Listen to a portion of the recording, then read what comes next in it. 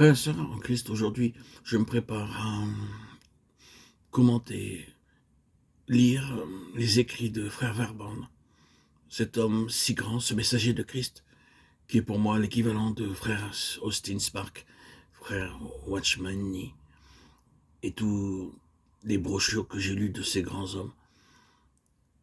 Frère Verban est le fondateur de l'église évangélique Patmos, cette église par laquelle j'ai eu tous ses écrits.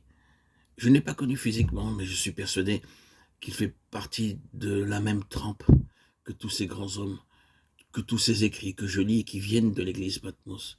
J'ai pu connaître sa femme, qui, à mon avis, est l'image de ce grand homme qui rayonnait de gentillesse, de bonté. J'ai parlé avec elle et j'ai compris que Frère Verban était l'illustration parfaite de ce qu'est un chrétien à travers elle. J'ai connu aussi sa petite fille avec qui j'ai peu parlé, mais j'ai pris beaucoup de plaisir à connaître ces personnes dans cette église évangélique qui est tout à fait particulière. Rien que s'y trouver, même s'il n'y a personne, il y a une sorte de paix incontestable qui émane des forces supérieures qui s'y trouvent. Donc pour en revenir à mon projet pour ces semaines à venir, je vais relire, je crois, pour la deuxième ou troisième fois, les écrits de Frère Verban.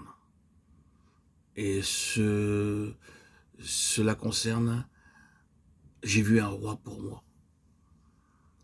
Cela nous concerne tous.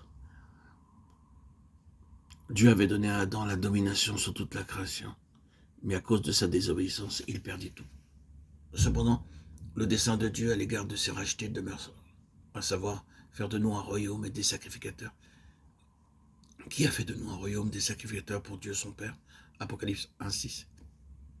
Aussi, lorsque nous recevons le don de la vie éternelle, si cette vie gouverne notre être intérieur et introduit en nous le sens de notre destinée, celle du trône, celle qui nous donne cette vision élevée du dessein de Dieu.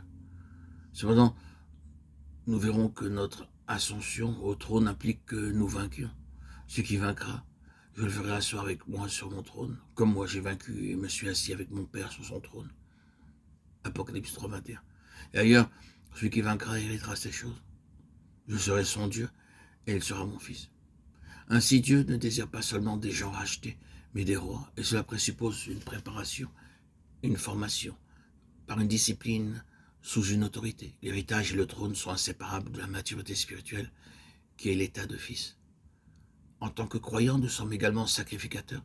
Dans l'Ancienne Alliance, la première chose que nous voyons concernant les sacrificateurs, c'est qu'ils offraient à Dieu des holocaustes, des sacrifices entièrement consumés par le feu sur l'autel. Compte tenu de ce double aspect, voyons maintenant le premier pas fondamental pour que se réalise le dessein de Dieu en nous. Israël était un peuple racheté, témoin des œuvres puissantes de Dieu. Cependant, il lui fut infidèle en se faisant un veau d'or, alors que Moïse était sur le mont Sinaï. Satan avait détourné le cœur de ce peuple, et en l'éloignant de Dieu, il lui ravit l'adoration. Alors Moïse se plaça à la porte du camp. À moi, ceux qui sont pour l'Éternel. Exode 32, 26. Seule la tribu de Lévi s'assembla auprès de lui. Et Moïse lui dit, consacrez-vous aujourd'hui à l'Éternel, même en sacrifiant votre fils, votre frère, afin qu'il vous accorde aujourd'hui une bénédiction. Exode 32, 29. Cet exemple illustre de façon simple et claire le point suivant. Bien que nous soyons enfants de Dieu, nous avons à répondre à son appel en vue de la vocation qui nous est adressée. Car de notre réponse dépend la qualité et la stabilité de notre marche spirituelle.